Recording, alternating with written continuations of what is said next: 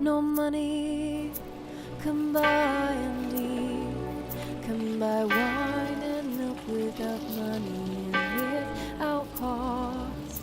Why spend money on what is not bread, and your labor on what does. Well, hi everyone. It's great to welcome you to Wittenberg.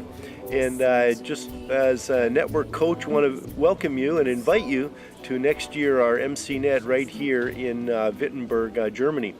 As you know, this was really ground zero for the Reformation many years ago.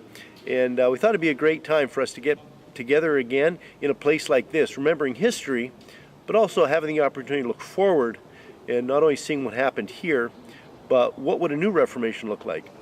And I know it's been about 5 years since we met last time, and there's been a couple new MCNet coaches, some network coaches with us. We've developed some new material, and also we've been able to see what's been happening with some of the implementation.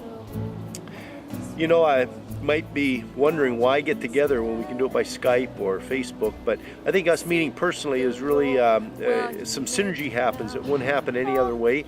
We can discuss how things are going, how things are developing, and problems we may be having, and just encourage one another in general. And I think that's really our goal when we get together. Behind me is the city church, and this is where Luther did most of his preaching.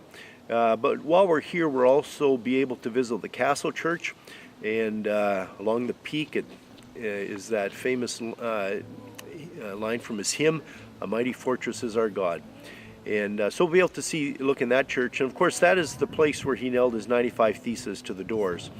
And we'll also be able to walk around town. There's the city square, and also on the other end, close to where Lacoria is, where we'll be meeting, will be the Luther House, which is a museum of his house and his life, and it's a great museum. And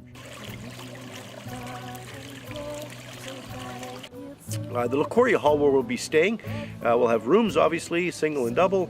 There'll also be a cafeteria. We have a great meeting room where we'll be able to have our meetings and fellowship. And so it'll be a great time where we can all be in one place and get to know each other a little better. You know, as evangelicals from the both East and West, our spiritual roots run through the city, one way or the other. And so it'd be interesting for us to be here and to be able to learn from that and kind of feel that atmosphere. But at the same time, look to the future. Because one thing Luther never really did, or wasn't really on his agenda, was changing the wineskins, or in any way seeing a reformation of the way the church was done, really. It was a theological reformation by and large. And so we've seen all the changes that have happened in the last few hundred years. But as we look to the future, what are some of the changes that are going to be needed when we talk about how do we implement servant leadership? How do we develop leaders through a mentoring model? What does theological training look like in the future? These are all issues that I think not only deal with a values-based understanding and really impact our various assumptions, but I think they also have a lot to do with structures. How are we going to do that? Because as we know, those structures are very important if we're going to see that implemented within the daily existence of our lives, our community, and our church. So as we continue making our plans to come together next year, I'm looking forward to having you here and all of us sharing together.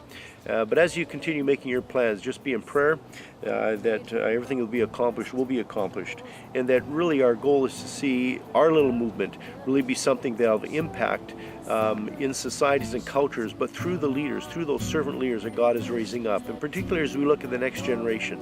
And so I'm really looking forward to us spending time together, and it'll be a great time, and it's going to come faster than we think, but looking forward to having you here. Seek the Lord while he may be found. Call on him while he is near. Let the wicked forsake his way, and the evil man his thoughts. Let him turn to the Lord, and he will have mercy on him, and to our God, for you